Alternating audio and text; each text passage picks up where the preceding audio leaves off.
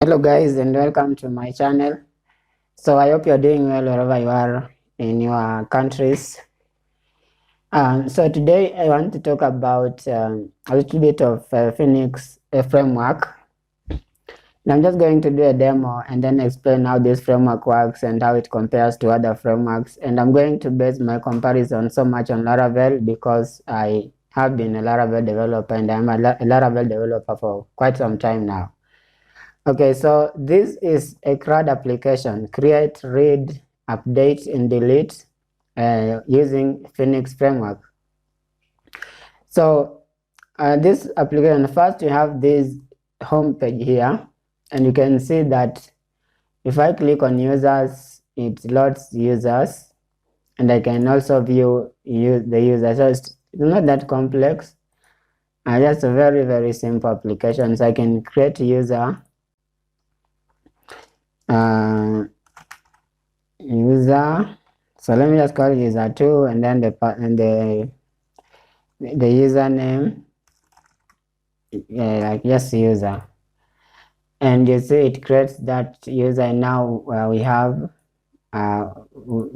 two users. We have the user 2 created here. Okay, so after updating, basically it opens that user. All right, so if we go back to users, it lists all the users that have been created. You can see we have this and then the user ID. So it is a very basic application, but then there are a lot that goes into this basic application, especially if you are maybe a beginner in Phoenix. There are a lot of things. Maybe if you just want to understand how it works, and maybe this project is not new to some of you, because this project is a book that was written by the creator of Elixir, because Phoenix is a framework just like Laravel, but it's based on Elixir programming language. So there's a book that was written by the creator of Elixir programming language, who is Joseph Valim, and then that book was written by the creator of Phoenix and also the creator the creator of the Elixir programming language. So this project is called Rumble, and this project actually is, if you follow that book, they develop such a project. Okay, so this is just part of it, and if you want the source code to this project source code, you can just go to my GitHub account /Rumble and you get the code. So basically, we basically download the code, or you just copy this, and then you go to your computer and you clone that URL. Then after that, you make sure that you install the dependencies using mix-dev.get, and also you set up the database using the mix-setup. And before you do this, you make sure that you've updated the database details. Okay, because if I open this project, you'll realize that I am using the default database that I'm using is Postgres, because that is the Elixir default database. And then if you go to the configuration, you get, if you go to the configuration, get my, it will not be this, but then I use different passwords for different configurations. So I push this project to GitHub using another computer. So it means that I use the different password on that computer. And this one is most of the time I use this for local, my local password. So just change this password before running ecto mix-setup to set up your database and to migrate all the tables to the database. Then after doing that, if you run mix.phx.server, it should now open this. It should tell you that the application is running on localhost port 4000. Then you can access it on localhost port 4000 if you visit your browser.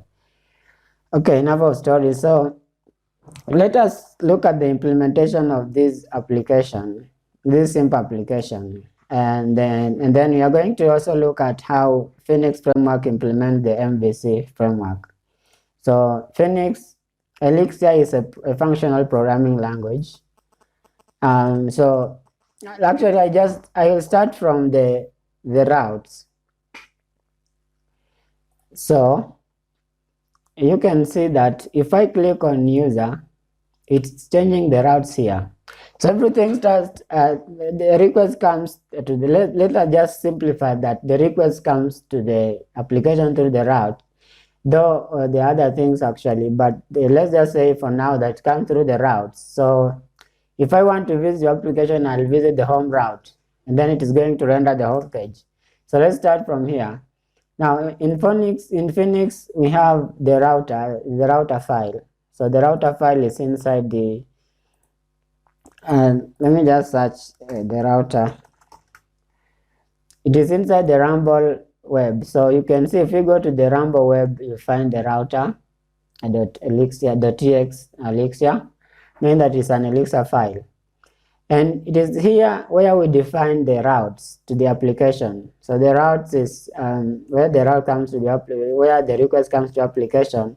And then now when it comes to the route or the router, it goes through various plugs. We call them plugs, but then maybe you are used to you can call them middlewares. So plugs are basically the functions that do some customization on the request as it is passed until it is redirected to the method that is going to handle that functionality. So for example, you can see when it comes here, you can see we are basically using the router module. We are basically importing the router module. So example, when you are using Laravel, you are going to import that the file, the class that extends the router functionality. Now, here you can see it is being taken through various plugs, and we say that these plugs are basically you can call them middlewares if you are used to other maybe frameworks. They are basically middlewares. They're like middlewares where this request has to go through maybe to check if the user is authenticated and stuff like that. So you have to go through these plugs, the pipeline, the plugs. It's just like the pipeline has various functions to do various stuff on to check the requests. Okay. So, and then now it's going to determine if it is a web request or is it an API.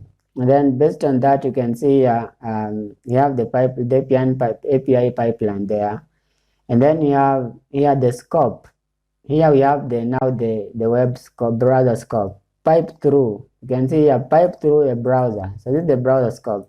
So when the request comes, it's going to be piped through the browser. Okay, and you can see here this is the browser, and the pipeline is here. So the browser pipeline. So if that request it is going to be piped through the browser, and here is the browser where they're going to accept this. All this is going to happen to that specific request. Okay. Okay. Now and then after being piped through this, it is now going to. You can see that now if it is the home page. Now let's talk. Maybe for example the home page. This is the home page. So we have the page controller right here. So if that request, if the verb is the get and the path is the slash, this is the home page. It is going now to direct it to the controller called the page controller, and the action is index. Okay. So maybe in other frameworks you are used to calling them the methods, like the method to ABCD. The methods on the controller, but now in Phoenix we are calling them actions. So each controller has an action, and that action is basically a function that takes care of that specific request. So if now we go to the page controller, let's just do to the page controller. And in the previous, there's a video I did on Phoenix also, we said that most of the things we do, it's going to happen in this Rumble web. Okay, this Rumble web. And here is where the controllers and views live. So you can see that if we open this folder, so let me just collapse everything. If you go to inside the lib, and then you get Rumble and then Rumble_web. Rumble is the name of the application. So for example, if this were the application, if we had named it blog at the time of creating, we will be having here blog and here blog_web. So this _web is where the controllers live. So if we open it, you find that you have the controllers here, and if you open the controllers, you find you have the page controller. So let's go to the page controller and see what happens there. Because now the request has come through, and it wants to, it gets that the request has a path of slash. We have a path and the verb. So the verb is either get, post, delete, or patch, or put. So when it comes and we find it now sends that to the page controller. So what happens in the page controller? The page controller, you can see it now comes through the connection. So all those you can call that request. But now just the same way. I'm sorry, I'm going to revert to Laravel a little bit. So in Laravel, you find a method like you find that like we have a function, public, or maybe a function that's called maybe a post. So let's say that that function is called public function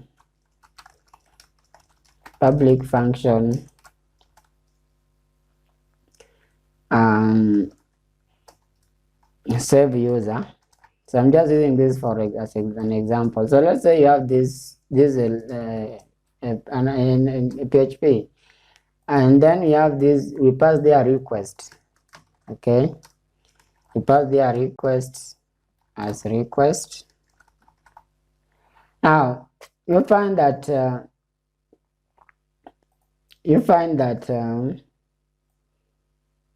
we are now getting the request. We are able to get the request data. So for example, if we were in PHP and do dd request, it is going to dump all the request data, right?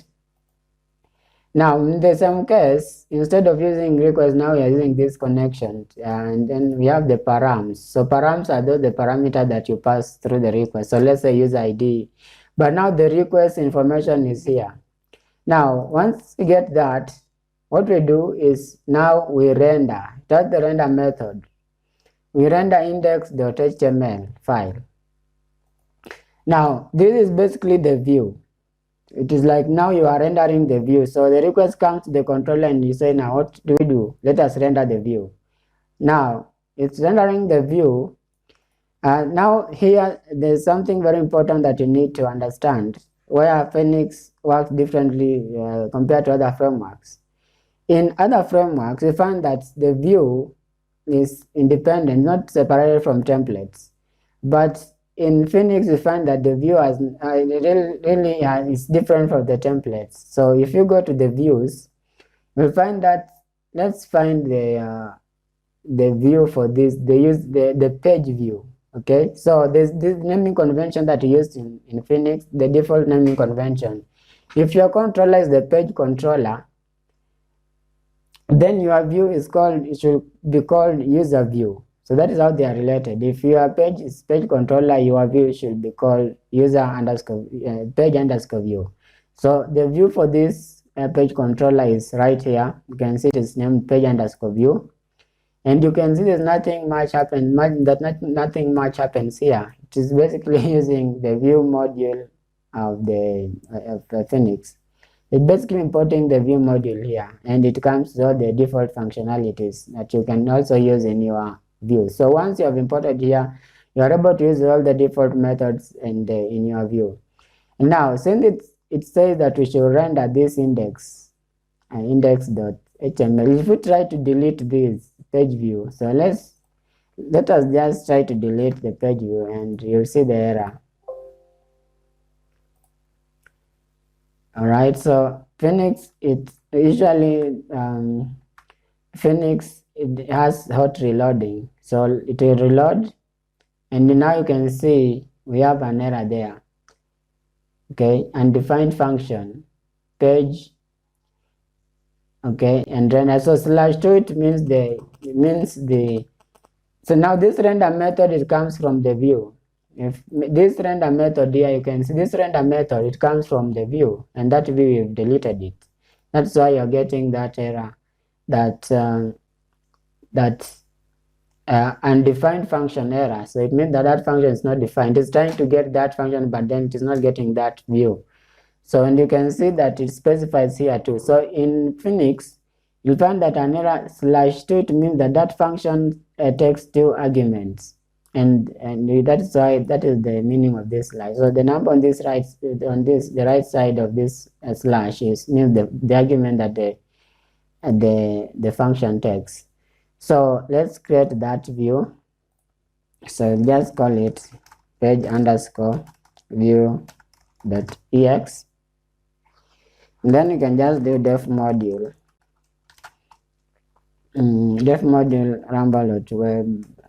rumble.web.pageview, and basically that is how it was. Basically save that. All right, and now after saving that, you should reload, and now application should work as normal again. Okay, now define that. So you see that this render method function, actually Elixir is a functional programming language. So this render function is inside the view. Now I said that the views are separated from the templates. Now we have the views and templates. Now in other frameworks, you find that you'll just basically render the view, and inside that view is just an HTML file or maybe a templating engine file where you write all the logic there. But it is very different when it comes to Elixir. We have this view. It basically has you can write here the methods that you want to maybe pass to the view or template file. Now in Elixir, you have the views and you have the template files here. Now the template files, you can see we have various template files. You have the layout. So this is the basic where you can place the layouts of your application.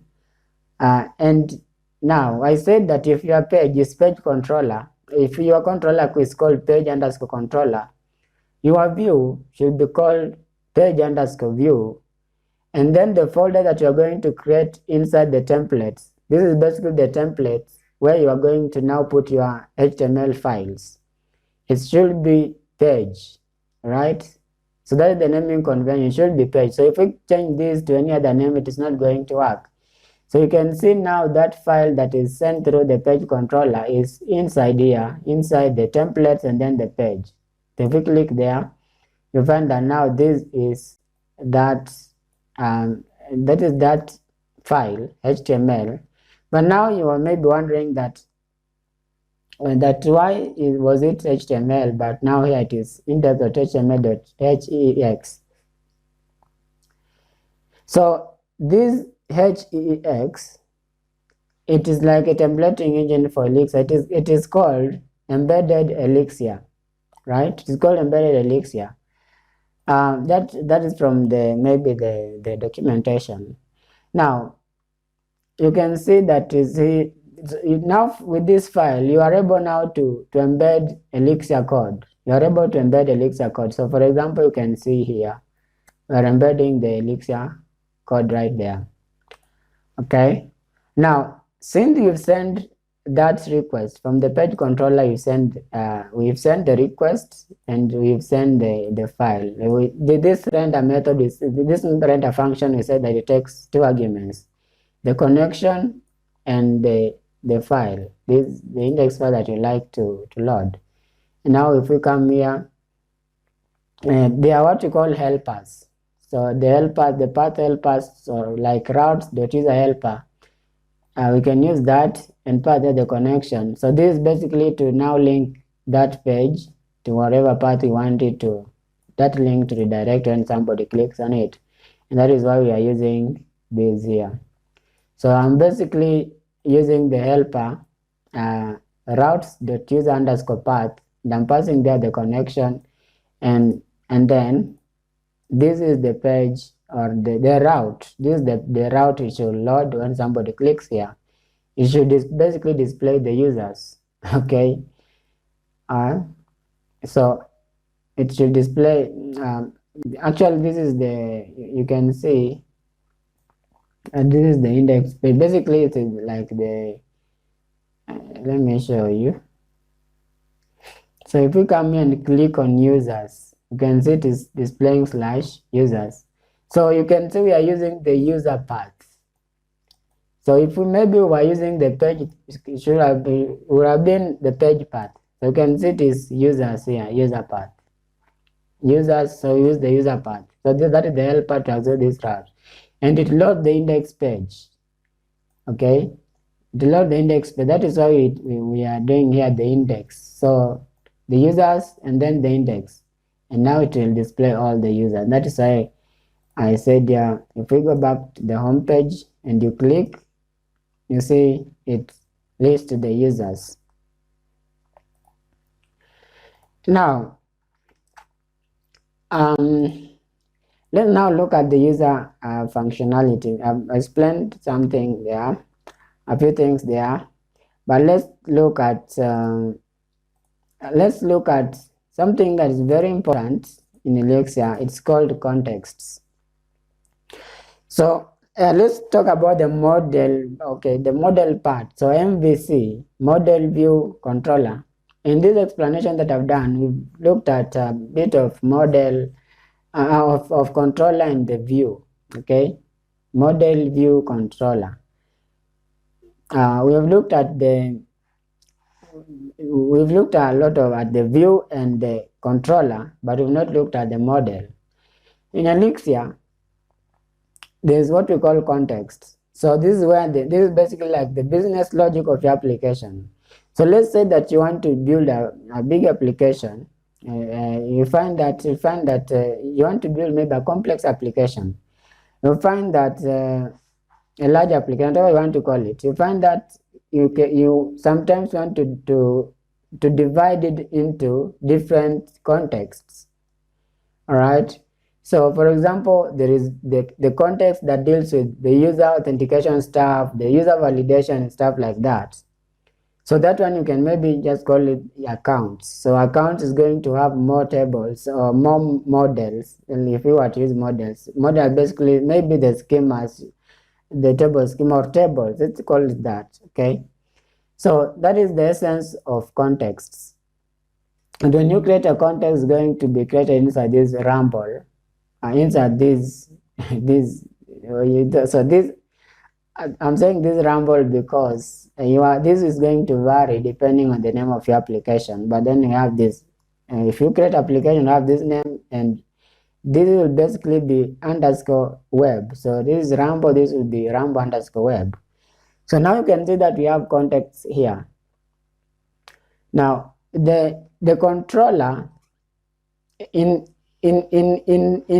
Phoenix, the controller does not interact with, it's not, it can do that, but it's not recommended that the controller interacts directly with your data layer. Okay, that is the essence of context. So the context you can have, let's say that you want now this context accounts to deal with the user authentication, user registration, and user whatever stuff. When you have the context, you can have all your model files here, and then you have one file that is called maybe accounts.ex Elixir that is going to now get all those functionalities from all these models or the table that are in the accounts and then now you can basically now call this. You can basically now use these accounts to interact with all these tables that are in that specific context. All right. I really don't know if this get into your head.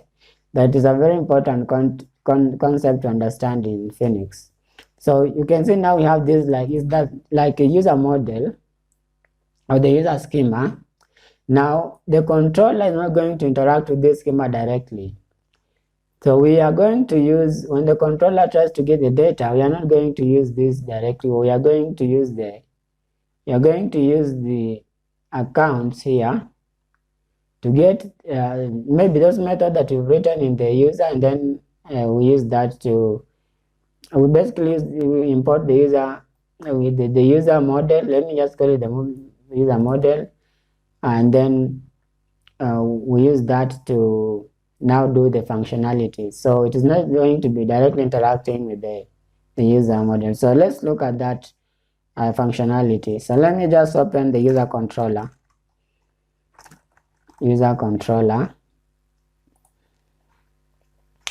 So inside the user controller, you can see now the index method, and this is the method that basically returns all these users here. You can see if we go to home, if we click on users, you find that it loads all these users. So this page is loaded, is the action that takes that does the functionality that you see in that page is this action called index, and that is because if you go to the router here, you find that these are resources. This is a resources route, and the resources route has many. It has many. You can get many routes there. So it has many routes. We have index. We have show. Okay, so if we just do open another, let's just open another terminal and run this command mix phx.routes.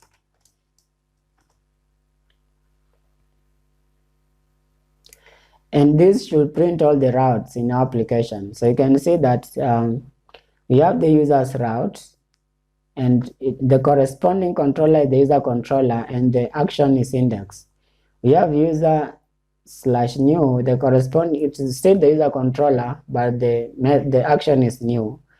You can see all these you can see that all these routes are the routes in the application, right? So you can see that now the index is being handled by the index action of the user's controller, and show is being handled by the show action of the user's controller. So let me open the user controller. I don't know why we had opened it. So let me close this. Here we have the user controller. So now I said that the user controller does not interact with the model directly, the schema directly. So you can see here, the first thing, we are importing the controller functionality. The default for controller functionality at the top of this controller, and then here we are now importing. We are importing the accounts. Okay, we are importing the accounts context, and the accounts context has all the functionality of creating users, getting users, getting a single user. All those are in the accounts context here. So let's go back. So for example, let me show you how it gets all the users from the database. Users is equals to accounts.list users. So instead of writing the functionality of getting the users in the controller method, in the control action, we write the functionality in the context, and then we are able now to import that context in our controller and call specific methods that we want. That's why you can see that these functions in this controller are very short. Very, very short. Basically calling the function that are in the accounts context. So if we go to accounts and we'll list users, you can see list users method is here. And now we use what we call repo. Okay, repo, I don't know. Repo is what you could call maybe model in other frameworks like Laravel. So for example, if you are to do user.use, so here instead of that you have what we call repo. So just basically call repo.all. This is going to get all the users from the repo.all, and then you pass there the name of the schema, which is the user. And now it is going to get all the users, all right? It's going to get all those users. Now, if we were to use the dummy data that you see here, let me just try to comment out this. And let me just comment out this. And let's go back to the application and refresh and see. I don't know if you're, and now you can see we have the dummy users here. Okay, these are the dummy users that we basically have from these users. You can see here user structs there. Okay, now what we want to do, let's just comment out that. And now this is hard-coded data, but now we want to get the data from the database. So we basically use the repo module with the repo module has many functions that helps us to interact directly with our tables. So for example, you have .all that when we pass there the schema, it's going to get all the users or all the data in that specific schema that we specified here. And now that is how it works, and it returns that the users, you can see. And now once we have those users, we want now to load or to render this index.html and pass there the users. So basically that is what it is doing. Now if we go to the views, you see we have the user view there. And as I said that on the user view, you can, if you want, you can write many methods that you like to use in the view. You can write it in the template. You can write, for example, this first name. It basically it does some formatting on the name, right? And you can call this first name on your template file. So if you go to the templates, you can see you have the user, and then you have the index, and the index user. We talked about that, so basically the routing. And now here we have the table, and we are just looping through the users. So like in PHP, we'll use for each user as a user, do ABCD. So right here in Phoenix, we use this syntax here. So for user, this way, and now we have the user. Now we can see how we are using that method. We are using that function first name. So basically this one is going to format return the formatted version of the first name of the user. And then here we show the user ID, and then you can see here we are using routes user path. We are passing there the method that we like to, and also the params that are required. So for example, show, and then you are passing there the user ID here. And the result of that is this ugly looking list of users. This ugly looking list of users.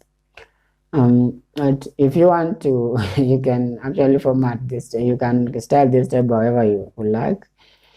Okay, now that's the functionality of this fetching the users from the database and displaying the users in Phoenix framework. Now let's look at creating. So if we go to the user controller, you can see now the logic of showing the user is in this method here. So we have this show, and then we have to pass there the ID. You can see you are passing there a map. So in Phoenix, we have various data types. So data types that you really need to get familiar with. We have a map, and you can see how it looks like, and also we have a struct. And I showed you a list of structs in the accounts context here. You can see this is a struct, and they are okay. I'll talk about that in another video. But you can see that I are passing there the map of ID is equals to ID. So basically this is getting the ID that is coming through the request. And now once we have that ID, we are going to call a function in the context, on the accounts context, the function that is called getUser, and getUser by the ID. And basically it returns the show.html. So let's look at that getUser. So you can see getUser by ID. It has, the repo has this method get. So repo.get, and then you pass there the user. So maybe you're wondering that some method has this, it's a kind of exclamation mark and others not. Actually, this one you will get with an error. So if there is any error, it's going to return that error. All right, so basically we are using this function. It is going to return our user, and if once it returns our user, what we want to do is to load show.html and pass there that user. So where is that show.html? It is right here inside the user templates folder, and basically we are just showing the user. We are basically just echoing that first name, but if you want, you could maybe show more details. So this is like echo, and you can see we are just echoing this, the user. All right, the first name, we pass just there the user, and then it's going to get the first name. Now that is the result of that is this. If we click here, you find that we are now showing the user. The name of the first name of the user is Simon, and the ID of that user is 1.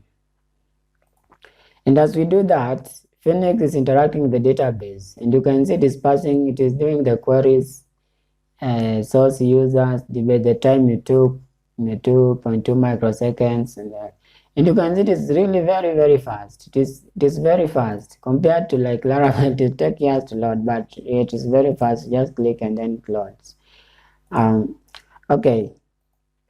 Let's now look at creating a user. Now, creating a user, we have this. First, you need to load the page. We need to load or to show the page with the form, and that is why you need have this method new.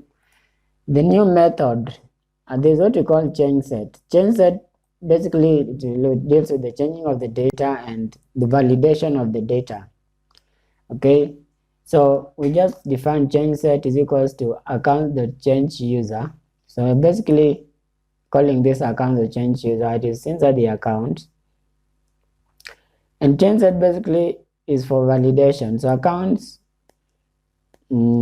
change user, and we have the user equals to user.change set. So it is going to call the user. Now this is very different now. Instead of just calling the user schema here, it is calling a function on the user schema. So this is called change set user. So if we go to that,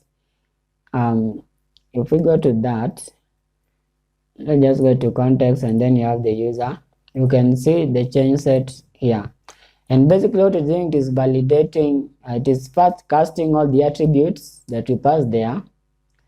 And then after casting them, basically it's like fillables. I don't know if you use, those who use Laravel. They are what we call fillable. These are the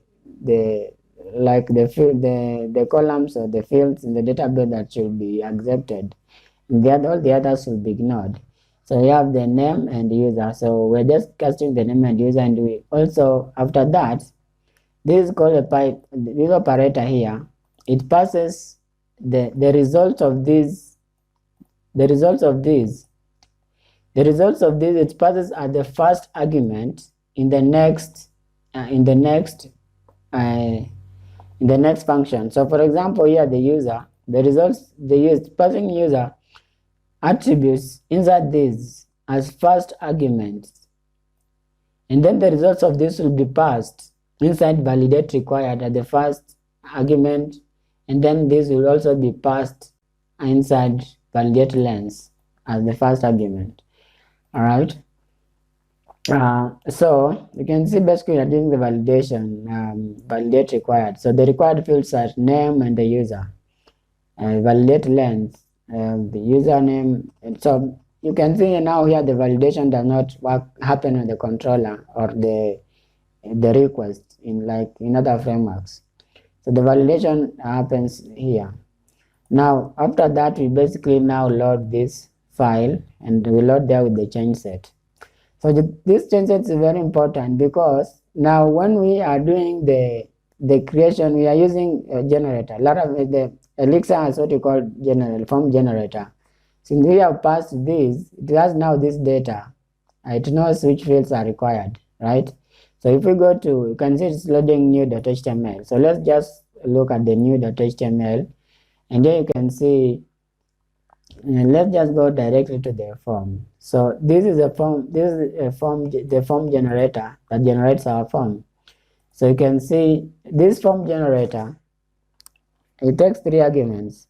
Okay, it takes the change set or the fields that are required, and it takes the path, okay, and then it takes an anonymous function, and the anonymous function has 1 argument. This is the form data actually here, and here you can see in case there is any error, we are going to show this. Oops, something went wrong, and then those errors you can show them using error tag. But let's look at the input.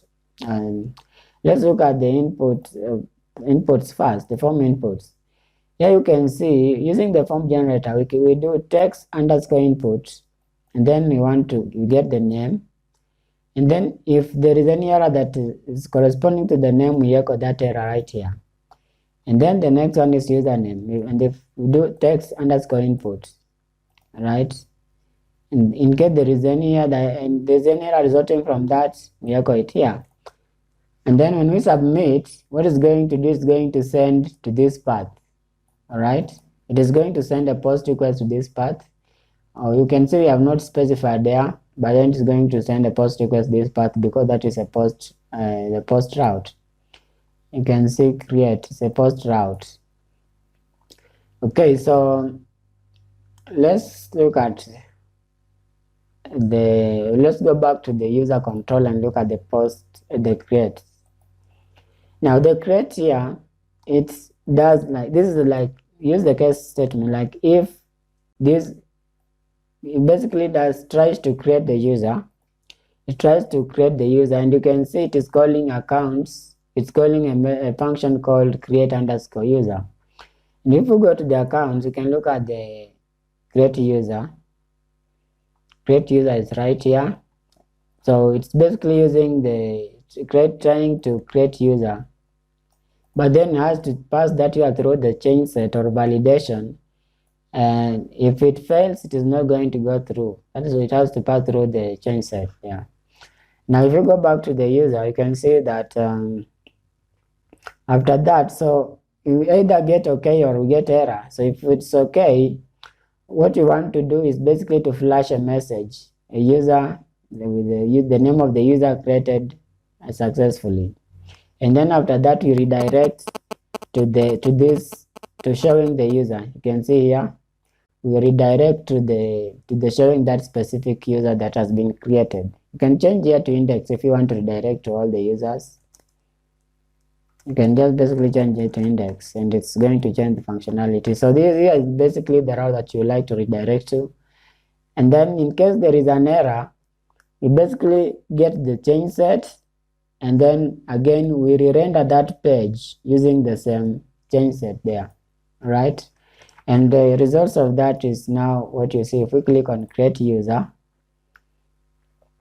it does this. And now in case of any, let's try to submit it without providing information. You can see here it shows that error and says this can't be blank, this can't be blank. So that is validation taking place. Now let's try to just do unique user, and then unique, and then let's try to create. And you can see now that message, unique user created successfully, and it is showing that specific user and the ID the user has in the database. All right, so basically that is how the CRUD, I don't know, man, I should not call it CRUD, because I've not yet implemented the delete functionality, but I think I'll implement the delete functionality. But deleting is not that hard. It's very, very easy. But basically, that is how to do the CRUD in Phoenix. So you can see that Phoenix is a very good framework, even though it is a bit complex. In my opinion, it's a bit complex compared to other frameworks. But the benefit that this framework has I think I predict that it will have a lot of users in the times to come, not just the framework, but the Elixir programming language. I know that's going to be adopted by very many people because it has. I've gone through a lot of videos and the benefits, and those are the research that I've done. The benefits that it has are too much. It has a lot of benefits. The Elixir programming language, and also we have the Phoenix framework there that really will help you to come up with application very fast. Now, in the next video, maybe I'll talk about the generators, how generators work in Elixir.